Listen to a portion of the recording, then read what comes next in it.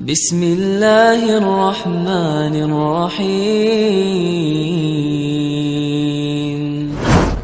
Bismillahirrahmanirrahim. Alhamdulillahirabbil alamin. Shalatu wassalamu ala asrafil anbiya'i wal mursalin. Nabiyina Muhammadin wa ala alihi wa ashabihi afdhalus salatu wa afdhalus taslim wa ba'd. Alhamdulillah, kita kembali bersyukur kepada Allah Subhanahu wa taala karena pada kesempatan kali ini kita masih diberikan kekuatan serta kesempatan untuk kembali melanjutkan kajian kita, kajian Islam dan tanya jawab keislaman bersama kami HM Production dan Wakatobi Mengaji. Alhamdulillah, pada kesempatan kali ini kita telah ditemani oleh salah seorang narasumber kita, Ustadz kita, Ustadz Abu Kaisa Hafizahullah Ta'ala. Assalamualaikum Ustadz. Waalaikumsalam.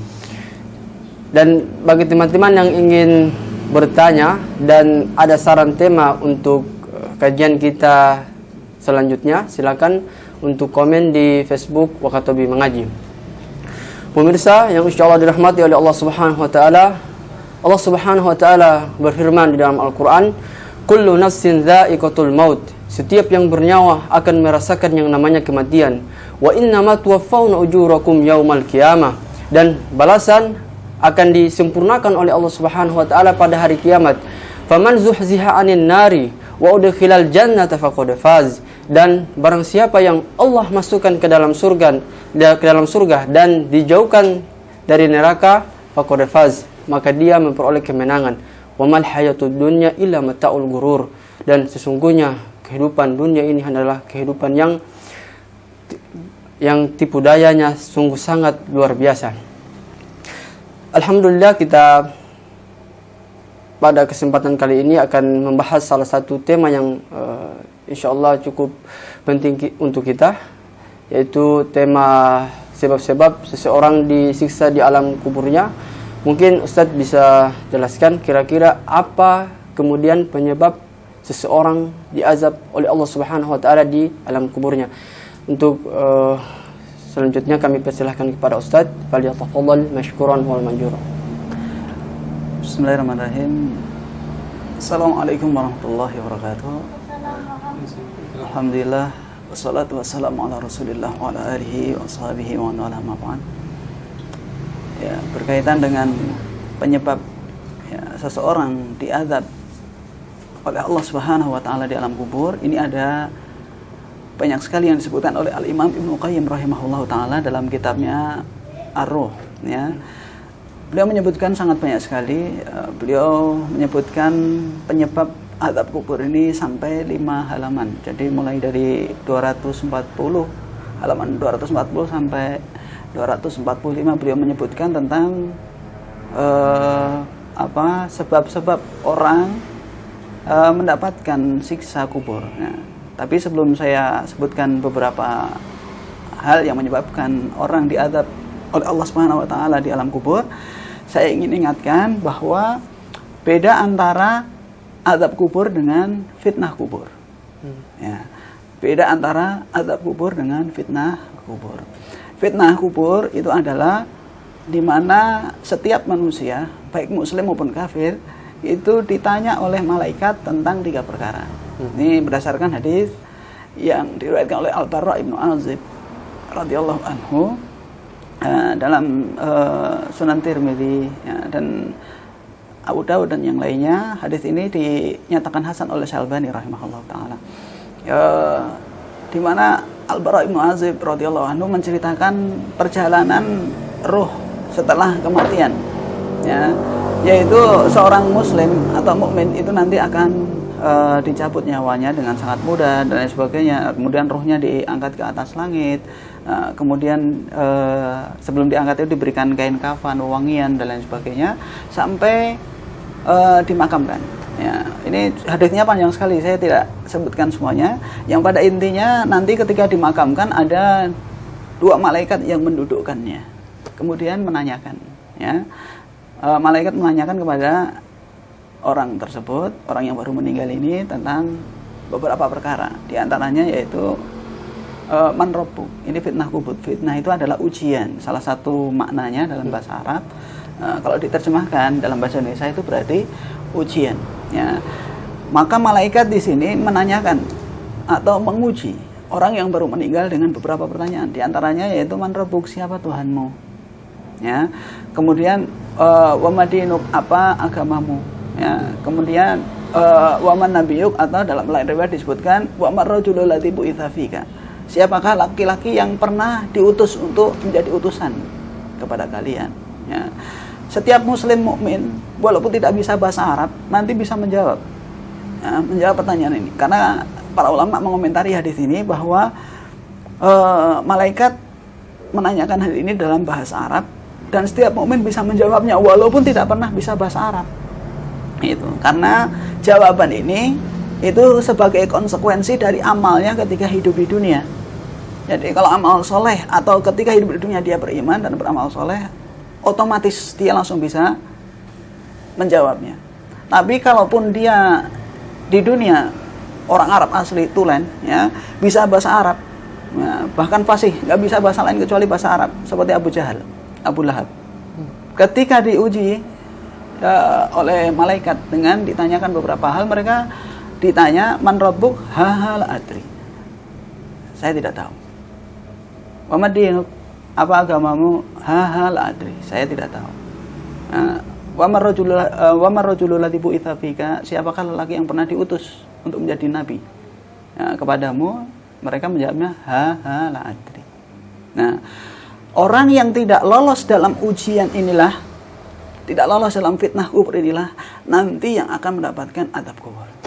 Salah satunya. Ya. Makanya diuji terlebih dahulu, ya, dengan beberapa pertanyaan. Nah, di antaranya siapa Tuhanmu, apa agamamu, siapa nabimu. Kalau bisa menjawab, dia akan mendapatkan nikmat kubur. Ya, nikmat kubur ini disebutkan dalam haditsnya Al-Bara' bin Azib radhiyallahu anhu, kuburan yang begitu sempit itu akan dilapangkan yamudu madal basar. Dia bisa melihat sejauh mata memandang. Kuburan yang begitu sempit itu sangat luas bagi orang yang beriman nanti. Dia bisa melihat sejauh mata memandang. Kemudian dia tidak sendiri di kuburnya. Dia nanti ditemani oleh amal solehnya. Nanti ada seorang laki-laki yang wajahnya parasnya itu sangat tampan, ya, bercahaya, memakai pakaian putih. Ya. Kemudian orang yang meninggal ini bertanya, man anta, siapa anda? Ya, ana amaluka soleh. Aku adalah amal solehmu. Ketika hidup di dunia, dia nemeni ketika di alam kubur. Luar biasanya begitu. Kemudian tidak hanya itu, wewangian baunya surga itu sudah tercium sampai ke kuburnya. Sehingga orang mukmin yang mendapatkan nikmat demi nikmat ini, dilapangkan kuburnya, ditemani dengan amal solehnya, dan tercium wewangian surga, ya, maka orang mukmin ini berdoa, ya Rabbi angkim isa'ah, wahai Tuhanku, segerakan datangnya hari kiamat. Ya, berdoa kepada Allah Subhanahu wa taala, karena nikmatnya kubur aja sudah luar biasa seperti ini, apalagi nikmatnya nanti di hari kiamat. Pingin disegerakan, ya. Lain orang beriman, lain orang kafir. Ketika orang kafir ditanya nggak mampu menjawab, maka kubur yang begitu sempit ini lebih disempitkan lagi oleh Allah Subhanahu wa taala hingga tulang rusuknya saling bersilang-silangan. Dihimpit, ya. Dihimpit, ya. Kemudian ini siksaan buat mereka. Ini gambaran tentang siksa kubur. Sebelum saya sebutkan sebab-sebab yang menyebabkan seorang itu diadab oleh Allah Subhanahu wa taala di alam kubur. Dihimpit sampai tulangnya hancur, ya, bersilang-silangan. Ya, kemudian ada sosok laki-laki yang datang dengan wajah yang sangat buruk, dengan pakaian yang sangat bau dan lain sebagainya. Orang ini mengatakan, man anta, siapa anda? Ana amaluka sayyi, aku adalah amal jelekmu ketika hidup di dunia. Ya, ternyata dia juga ada temannya, itu teman amal jeleknya itu. Ya, kemudian dia disiksa demi siksaan, ya, di alam kuburnya hingga dia mengatakan, ya Rabbi la tuqimisa, wahai Tuhanku, jangan datangkan hari kiamat, karena dia takut alam kubur saja azabnya begitu sangat dahsyat, sehingga dia takut kalau seandainya nanti datang benar hari kiamat dan Allah mengadili dirinya dengan begitu banyak dosa yang dia lakukan, dia takut untuk masuk ke dalam neraka dengan azabnya yang lebih pedih dibandingkan azab kubur. Ya. Jadi azab kubur ini sangat luar biasa, sehingga Utsman ibn Affan radhiyallahu anhu ketika disebutkan tentang azab api neraka nggak nangis sama sekali. Ketika disebutkan tentang kubur, beliau nangis sampai jenggotnya basah semuanya. Ketika ditanyakan kepada Utsman, wahai Utsman, seorang khalifah al-mubasysyarun bil jannah, ini salah satu yang sudah salah satu sahabat yang sudah mendapatkan kabar gembira untuk masuk dalam surga. Itu saja mendengar tentang azab kubur itu sangat-sangat takut. Ketika ditanyakan kepada beliau, kenapa Anda menangis ketika disebutkan tentang kubur, tapi ketika disebutkan tentang kehidupan di hari akhir, di hari kiamat nanti, tentang surga neraka, Anda tidak nangis sama sekali. Kata beliau, kubur ini adalah rumah dari rumah-rumah di akhirat nanti, atau salah satu atau pintu gerbang untuk menuju akhirat nanti. Siapa yang bagus di di alam barzakh, kehidupannya di alam barzakh, di kuburannya sudah bagus, maka kesananya sudah bagus. Karena di awalnya saja dia sudah bagus, dapat nikmat gitu ya. Nanti di akhirat nanti dia pasti akan mendapatkan nikmat. Tapi kalau dia nggak lolos di sini, di akhirat merugi. Ya. Makanya beliau ketika disebutkan tentang azab kubur begitu sangat menghayatinya, kemudian beliau menangis, ya, sampai jenggot beliau basah semuanya. Nah, ini karena dahsyatnya kubur. Kalau kita memahami bahwa kehidupan akhirat itu dimulai dengan kubur ini atau alam barzakh ini, maka kita akan bisa mengetahui seseorang yang mendapatkan nikmat, kemudian nanti di akhirat dia akan mendapatkan nikmat yang jauh lebih baik. Tapi kalau seandainya dia diazab di alam kubur, jangan harapkan dapat nikmat yang lebih baik di akhirat nanti. Ya, ini apa yang dipahami oleh Utsman bin Affan radhiyallahu anhu. Ya. Lalu sebab-sebab apa saja yang menyebabkan seorang ini diazab di alam kubur? Ya, ada beberapa sebab tentunya, dan banyak sebetulnya. Saya nggak bisa sebutkan semuanya, tapi secara garis besar ada dua penyebabnya. Secara garis besar ada dua. Yang pertama adalah secara global yang disebutkan oleh Al-Imam Ibnu Qayyim rahimahullah ta'ala dalam kitab Ar-Ruh. Beliau sebutkan ada dua sebab secara besar yang menyebabkan seorang ini masuk atau mendapatkan azab kubur. Yang pertama adalah karena dia tidak mengenal Allah Subhanahu wa taala. Ya, secara umum, ya, dia tidak mengenal Allah, tidak mencari tahu tentang Allah, ya, tidak mentauhidkan Allah, tidak menaati perintah Allah, malah melakukan larangan-larangan Allah dan lain sebagainya. Ini penyebab utama dia masuk ke dalam golongan orang-orang yang diazab oleh Allah Subhanahu wa taala di alam kubur. Ya. Kemudian sebab yang kedua ini sebab secara rinci. Kalau tadi sebab secara umum itu adalah tidak mengenal Allah. Ya, tidak menjalankan syariat Allah, tidak taat pada perintah Allah, dan tidak menjauhi larangan-larangan Allah Subhanahu wa taala. Ya, secara rinci ada dalil-dalil khusus yang menyebutkan bahwa beberapa golongan ini akan mendapatkan azab kubur. Ya, di antaranya yaitu yang pertama, ya, ini kan saya ringkaskan tadi perkataan Ibnu Qayyim, ada sebab umum, ada sebab khusus. Secara umum dua sebab inilah yang menyebabkan orang diazab kubur. Sebab umumnya sudah saya sebutkan, sekarang sebab khususnya. Sebab khusus yang terperinci yang beliau sebutkan adalah yang pertama, yaitu karena kekufuran dan kesyirikan. Ya, kekufuran dan kesyirikan. Ini jelas menyebabkan seorang diazab oleh Allah Subhanahu wa taala di alam kubur. Ya, dalilnya adalah yaitu firman Allah Subhanahu wa taala dalam surat Ghafir ayat 46. Ini mengisahkan tentang Fir'aun. Ya. Fir'aun ini yu'raduna alaihim ghuduwa wa ashiya.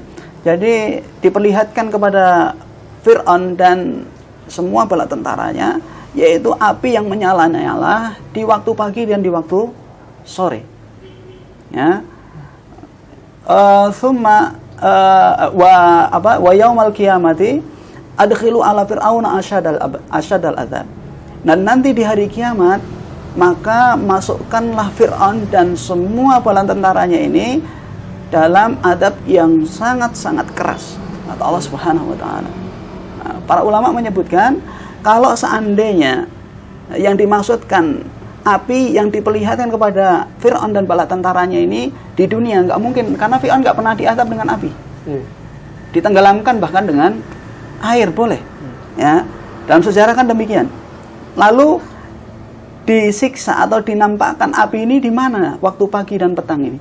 Para ulama mengatakan dinampakkannya adalah di alam kubur, karena peristiwa ini nggak mungkin terjadi di dunia, nggak mungkin terjadi di akhirat. Kenapa nggak mungkin terjadi di akhirat? Karena setelah itu Allah berfirman, ya, wa yaumal qiyamah, dan nanti di hari kiamat, ya, adkhilu ala fir'auna asyaddal adab, maka masukkanlah Fir'aun dan bala tentaranya ini ke adab yang sangat keras, yaitu di dalam api neraka. Berarti ada siksaan yang diterima oleh Fir'aun dan bala tentaranya sebelum mereka diadab di api neraka. Yaitu kapan? Kalau bukan di dunia, bukan juga di akhirat. Berarti ini adalah adab yang diberikan kepada mereka di alam kubur, sebagaimana ditafsir oleh para ahli tafsir. Ya. Jadi an-naru yuradun alaihim ghuduwwan wa ashiya. Ada api yang dinampakkan kepada Fir'aun dan bala tentaranya ini di waktu pagi dan petang untuk nakut-nakutin. Dan ini lebih menakutkan gitu. Orang kalau saya kasih gambaran begini, analogi. Orang kalau seandainya, ya, kalau mau dibunuh langsung ditusuk atau ditembak, itu nggak ketakutan, nggak terlalu ketakutan. Gitu. Tahu-tahu dari belakang tusuk atau tahu-tahu ditembak dari jauh, mati langsung. Nggak ketakutan. Tapi kalau di hadapannya kita asah pisau ini untuk bunuh kamu, misalkan begitu, atau ada api, kan, udah ketakutan duluan, gitu. Makanya di dalam Islam itu ketika membunuh, ya, fa ahsinu qitlah, ya, baguskanlah cara pembunuhan. Wa idza dabahtum fa ahsinu dzibha. Kalau ingin menyembelih, baguskan cara penyembelihan. Bagaimana caranya? Jangan ngasah di hadapan binatang yang ingin kita sembelih. Kenapa? Karena itu akan apa? Akan menyakiti dia, akan menyiksa dia, akan mengadab dia sebelum dia dibunuh. Dan ini Fir'aun ini dan bala tentaranya ini sengaja dibuat demikian. Nah, Fir'aun sengaja dibuat demikian supaya ketakutan terlebih dahulu, dan nanti di hari kiamat benar-benar terrealisasi siksaan demi siksaan yang akan dia terima. Berarti orang yang kafir, orang yang musyrik itu akan mendapatkan azab kubur. Jelas dalilnya, gitu. Dan ini siksaan terberat buat mereka. Ya, golongan yang kedua adalah orang-orang munafik. Ya, orang-orang munafik juga jelas akan diazab oleh Allah Subhanahu Wa Taala. Ya, Allah Subhanahu Wa Taala firmankan, ya, bisa dilihat dalam surat Taubah ayat 101, ya. Allah Subhanahu Wa Taala menyebutkan bahwa untuk orang-orang munafik, ya, mereka yu'adzabuna marrataini, mereka akan diberikan azab 2 kali. Ya, mereka akan diberikan azab 2 kali, dan nanti dari kiamat mereka pun akan mendapatkan azab lagi. Nah, artinya mereka sebelum datangnya hari kiamat pun sudah mendapatkan azab. Di mana? Yaitu di alam kubur juga. Berarti orang kafir, orang musyrik, ini golongan yang pertama akan mendapatkan azab. Golongan yang kedua adalah orang munafik. Orang munafik akan mendapatkan azab yang sama tentunya, nah, yaitu di alam kubur. Kemudian yang ketiga ini disebutkan oleh disebut oleh Rasulullah SAW dalam sebuah hadits yang mulia, hadits yang sahih dikeluarkan oleh Imam Bukhari dan Muslim, ya, dan disepakati oleh keduanya dari Abdullah bin Abbas radhiyallahu anhuma, di mana Abdullah bin Abbas pernah menceritakan, marra Nabi sallallahu alaihi wasallam ala qabrain. Ya, Nabi sallallahu alaihi wasallam pernah melewati 2 kuburan. Kemudian beliau bersabda, innahuma la yu'adzabani, sesungguhnya kedua penghuni kubur ini sedang diadab oleh Allah Subhanahu wa taala. Wa ma yu'adzabani fi kabirin. Keduanya ini diadab bukan dalam perkara yang besar menurut mereka, tapi besar menurut Allah Subhanahu wa taala, ya. Amma ahaduhuma, ya, fala yastanzih min baul. Ya, atau fala yastatir min baul. Ini ada 2 riwayat, ya.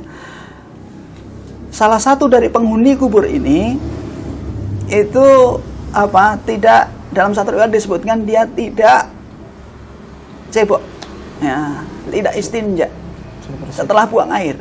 Jadi setelah buang air sudah langsung nggak cebok atau ceboknya nggak bersih, sehingga najis itu masih menempel di situ.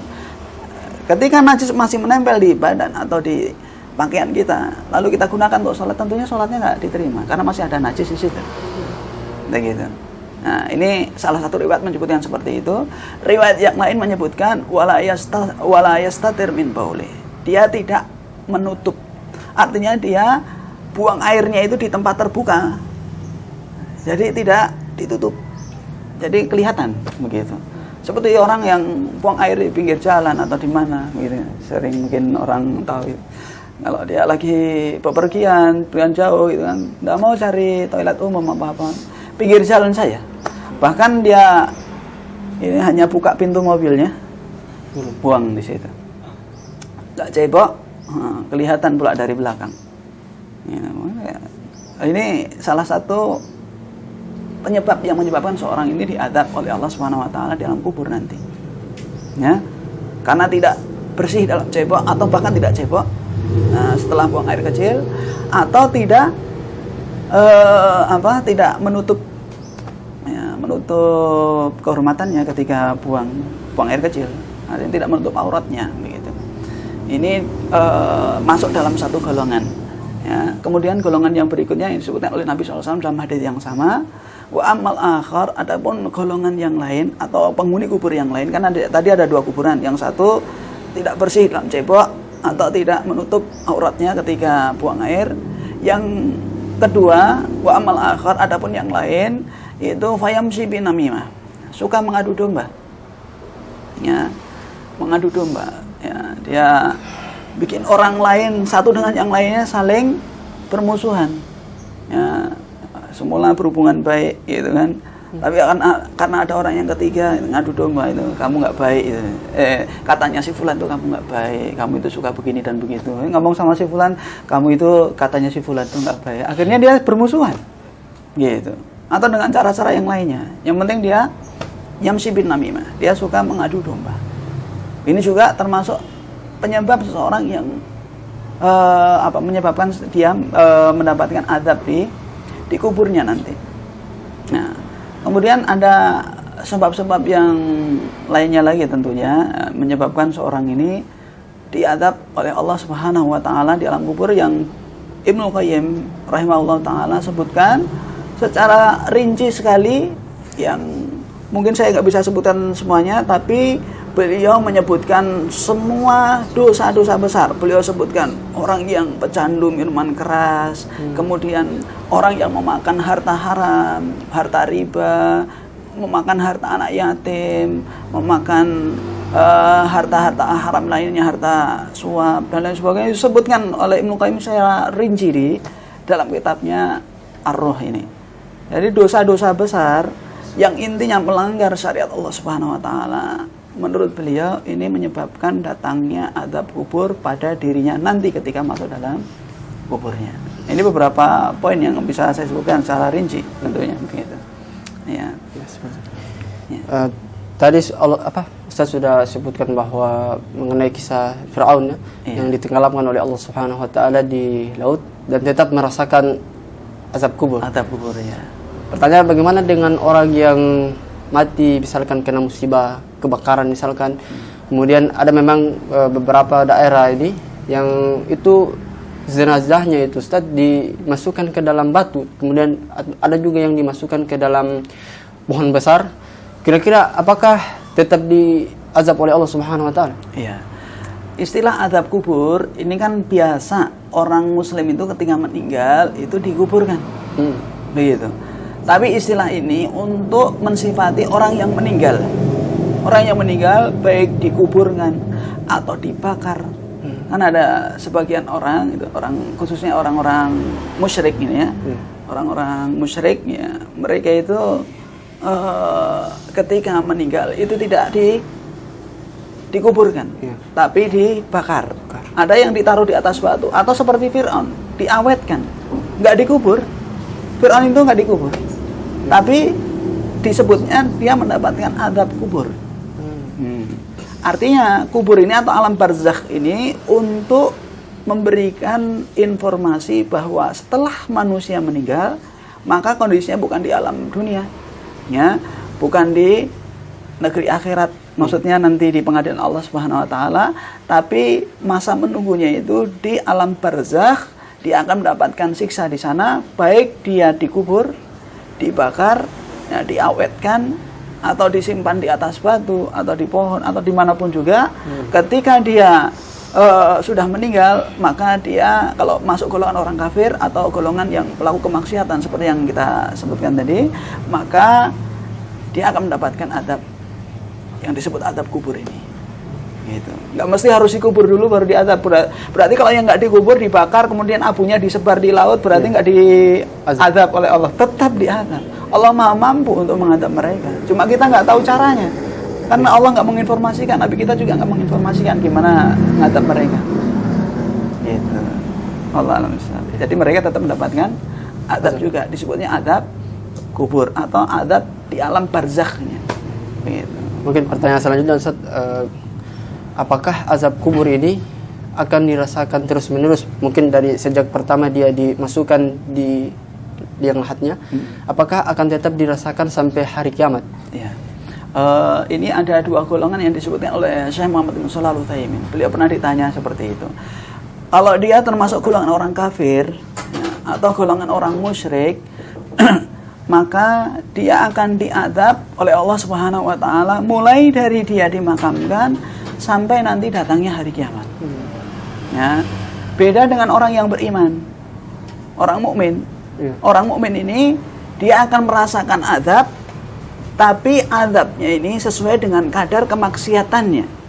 Ya. Jadi nggak sampai pada hari kiamat seperti tadi, misalkan seorang muslim yang suka ngadu domba, memang dosanya besar.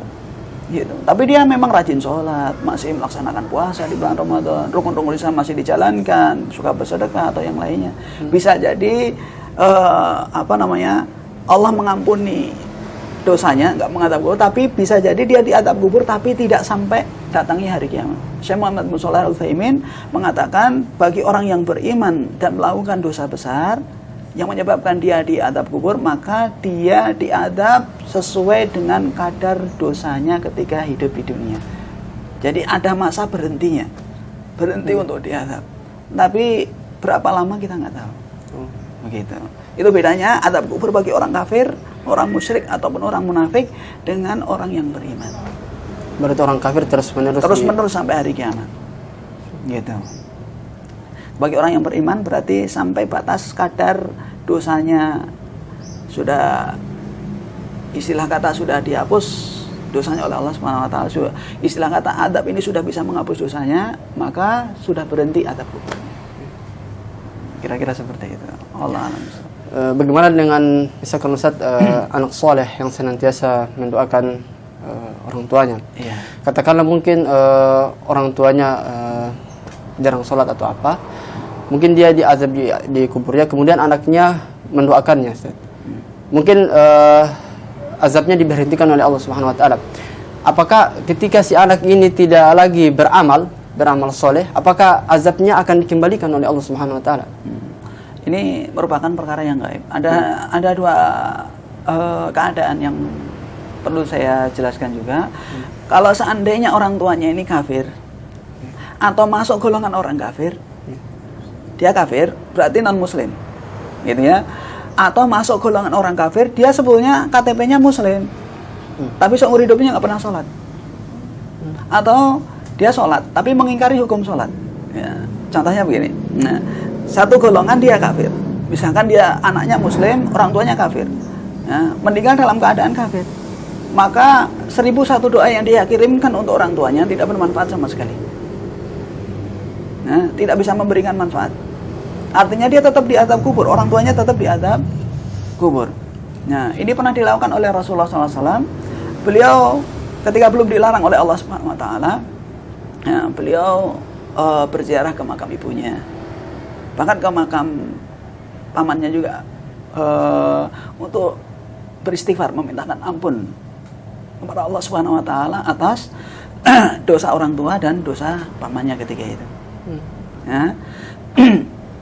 Lalu Allah Subhanahu wa taala turunkan firman-Nya, "Maka nalin nabi walladzina amanu ayastaghfiru lil musyrikin walau kanu ulil qurba."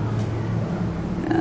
tidak dibenarkan bagi Nabi dan orang-orang yang beriman untuk beristighfar memintakan ampun kepada orang-orang musyrik walaupun dia itu adalah karib kerabatnya sendiri, orang tuanya sendiri, tidak boleh. Ya, karena sudah jelas bagi mereka itu neraka jahim, kata Allah Subhanahu wa taala. Ya, artinya walaupun kita doakan dan sering kita doakan, bahkan yang doakannya adalah seorang nabi terbaik, nabi akhir zaman, dan kekasih pasti Allah Subhanahu wa taala, doanya. pasti dikabulkan, tapi langsung ditegur oleh Allah Subhanahu wa taala, nggak boleh. Tidak dibenarkan bagi nabi dan orang-orang yang beriman untuk memintakan ampun kepada orang-orang musyrik walaupun karib kerabatnya sendiri. Tidak boleh. Dilarang oleh Allah Subhanahu wa taala. Ini golongan yang pertama. Kalau orang tuanya kafir atau musyrik, berarti doa anak ini tidak akan sampai. Ya. Tapi kalau seandainya orang tuanya ini muslim, insya Allah doanya sampai. Doanya sampai. Yaitu. Dan pada titik tertentu doanya ini akan bermanfaat bagi orang tuanya. Akan mengurangi azabnya. Bahkan akan bisa menghilangkan adabnya pada titik tertentu. Yaitu.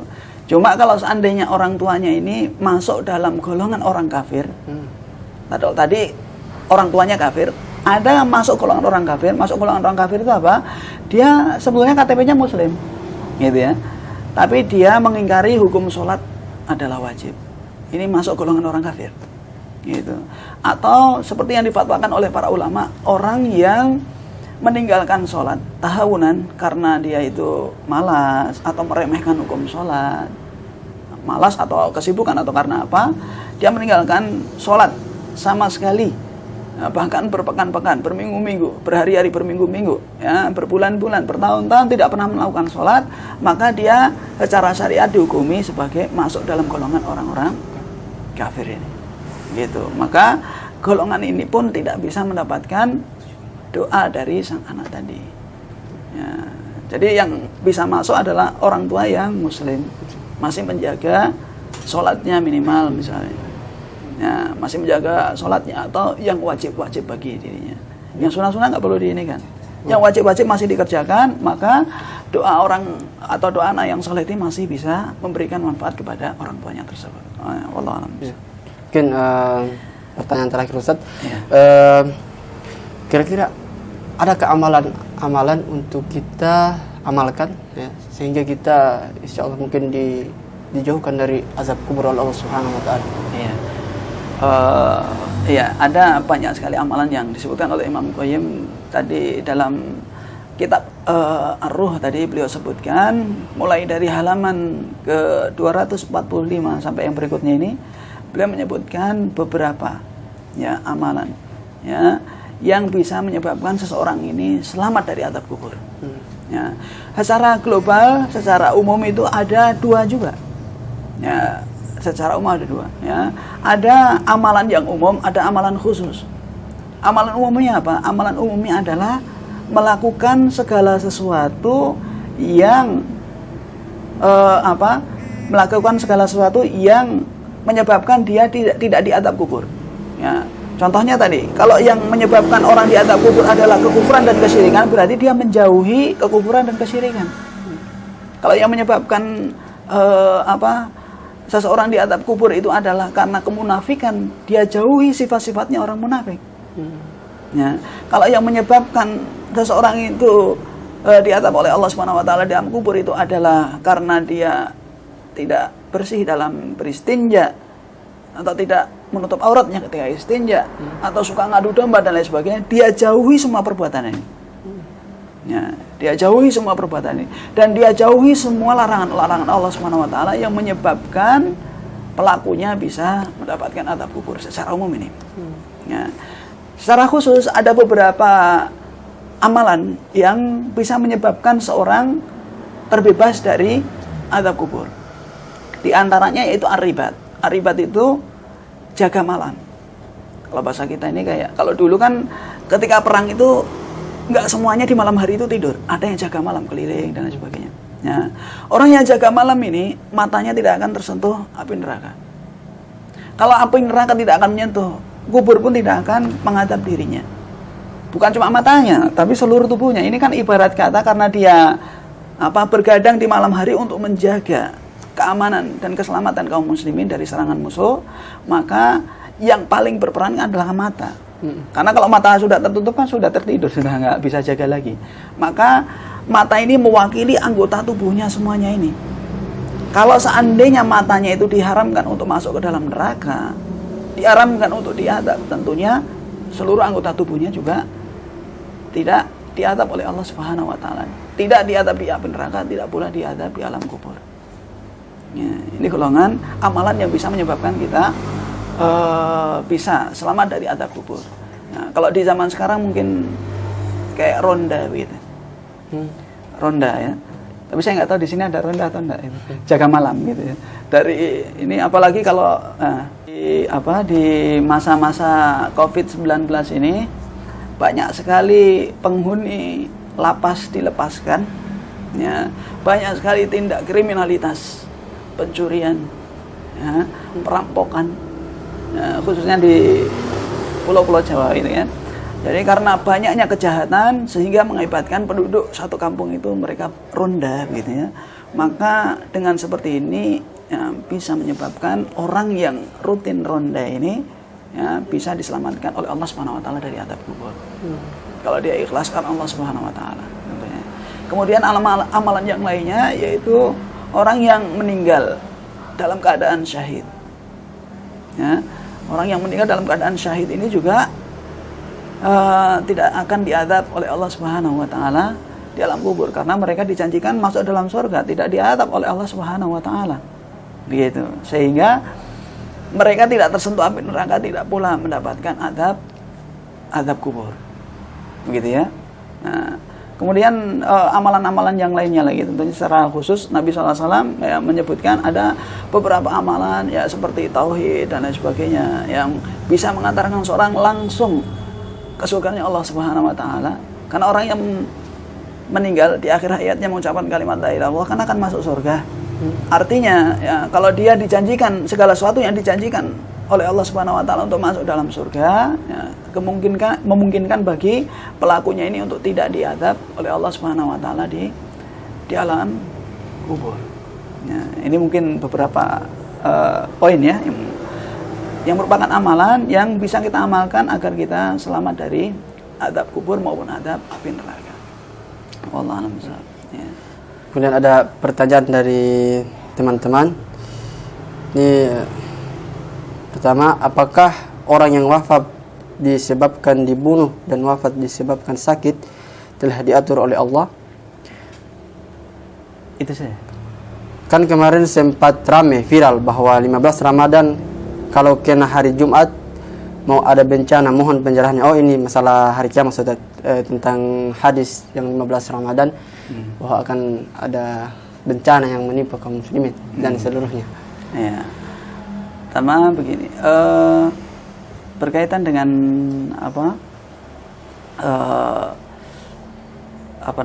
wabah gitu ya menimpa kaum muslimin atau kalau Ramadan ya, Ramadan itu pertengahan tanggal 15-nya itu bertepatan dengan hari Jumat gitu ya. Itu akan turun azab atau wabah dan lain sebagainya. Ini di luar daripada pengetahuan manusia tentunya. Artinya ini perkara yang gaib. Ya, tidak ada yang mengetahuinya kecuali Allah Subhanahu wa taala. Dan ini harus disandarkan pada dalil yang sahih.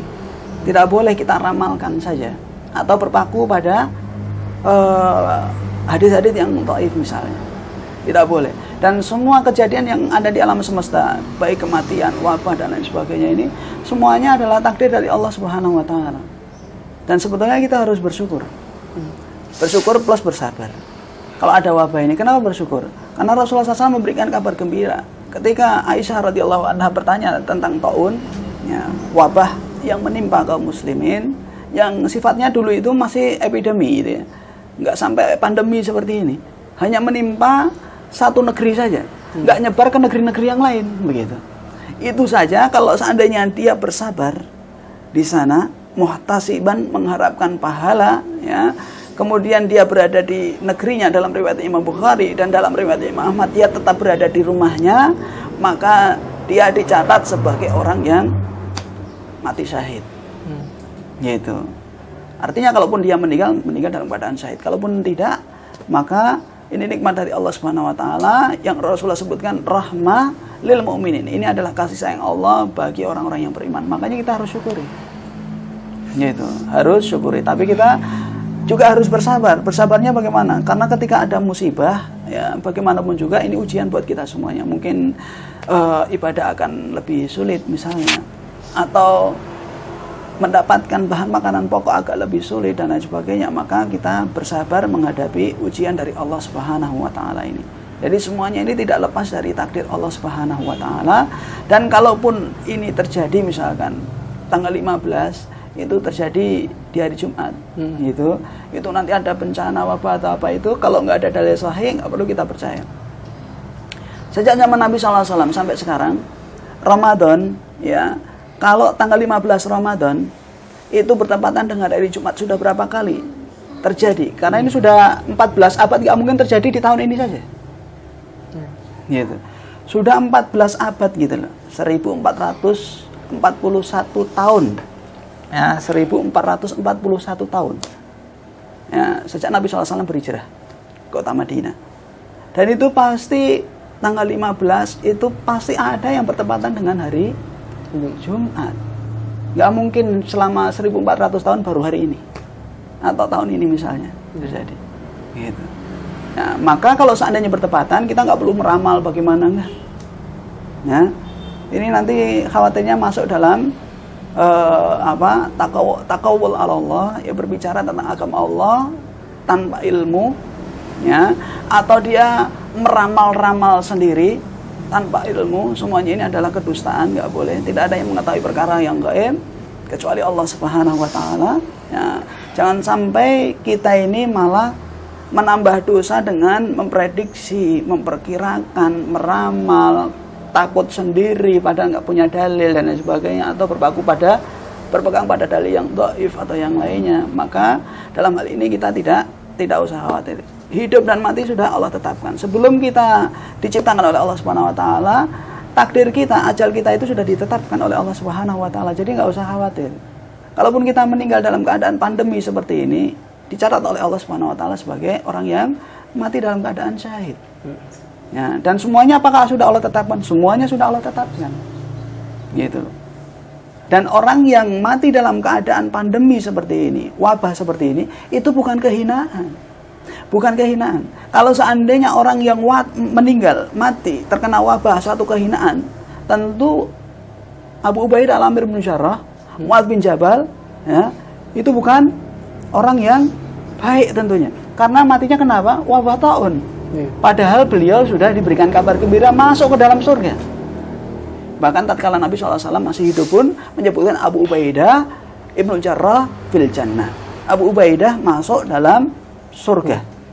Nah, beliau gubernurnya Syam ketika itu. Ketika terjadi wabah taun, beliaulah gubernurnya dan beliau meninggal di situ. Kalau seandainya wabah ini adalah suatu kehinaan, ya, tentunya Abu Ubaidah termasuk orang yang hina. Waliyatubillah. Tidak, Rasulullah SAW saja mengabarkan bahwa beliau penghuni surga. Jadi kalau meninggal dalam keadaan wabah itu tidak perlu khawatir. Yang kita khawatirkan itu kalau kita meninggal dalam keadaan maksiat. Nah, itu yang perlu kita khawatirkan. Kalau kita meninggal dalam keadaan berbuat kufur, berbuat syirik kepada Allah Subhanahu wa taala, meninggalkan sholat, ya, meninggalkan kewajiban atau melakukan kemaksiatan, dosa-dosa besar. Nah, itu yang perlu kita khawatirkan. Gitu. Waliyatubillah, gitu. Jadi kita nggak usah khawatir dengan pandemi, kita waspada, tapi jangan panik, gitu kan? Nggak perlu berlebih-lebihan. Kalaupun hal itu menimpa diri kita, kita bersabar. Kesabaran itu baik buat kita. Ajaban ya amril mu'min inna amrahu kullahu khair. Sungguh mengherankan perkara orang yang beriman, semua perkaranya adalah baik. Nah, kalau mendapatkan musibah dia bersabar, maka sabar itu baik bagi dirinya. Jadi sabar saja, tidak apa. Gitu. Allah alam. Pertanyaan selanjutnya, Ustaz.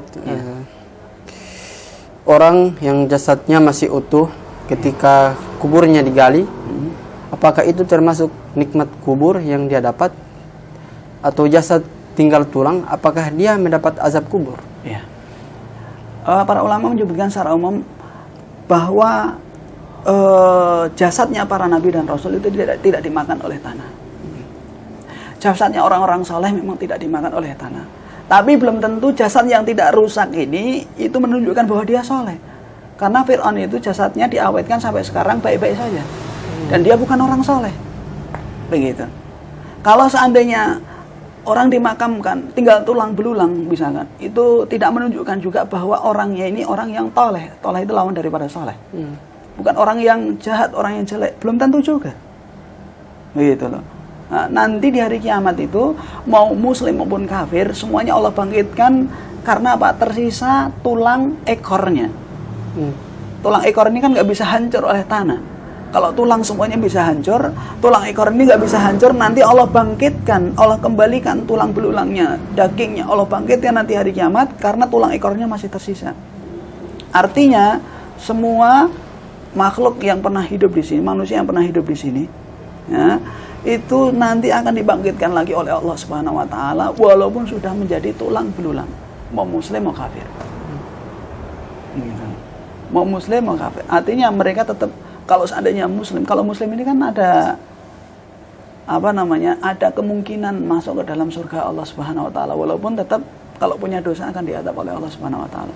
Jadi intinya orang yang jasadnya masih utuh, ya, kalau dia termasuk orang yang soleh, ya kita harapkan itu memang karunia dari Allah Subhanahu wa taala. Seperti jasadnya para nabi dan rasul, jasadnya para sahabat ini tidak dimakan oleh tanah. Nabi dan rasul khususnya, begitu orang-orang soleh, ya, juga demikian. Ya, tapi tidak menunjukkan bahwa jasad yang masih utuh itu dia menunjukkan dia itu orang soleh. Gitu loh. Jasadnya Fir'aun itu memang Allah abadikan gitu. Tapi dia tidak termasuk orang soleh. Jasadnya yang rusak, jangan memvonis juga ini dulu pelaku kemaksiatan, belum tentu juga. Gitu. Ini disebutkan oleh beberapa ulama termasuk di antara Syekh Muhammad Nasruddin Al-Albani rahimahullah taala dalam kitabnya Ahkamul Janaiz. Jadi jangan menilai sesuatu itu dari masih ada tulangnya atau masih utuh atau tidak begitu. Karena nggak ada dalil yang menyebutkan dia itu orang soleh itu jasadnya semuanya masih hidup terus begitu. Enggak. Gitu. Allah a'lam bishawab.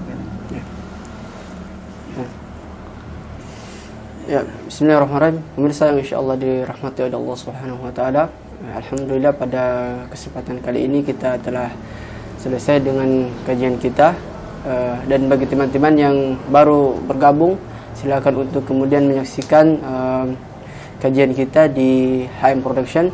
Alhamdulillah pada kesempatan hari ini kita telah banyak mengambil hikmah dan ibrah pelajaran dari Ustadz kita, dan insyaallah kembali kami akan hadir besok. Silakan saksikan di waktu dengan jam yang sama.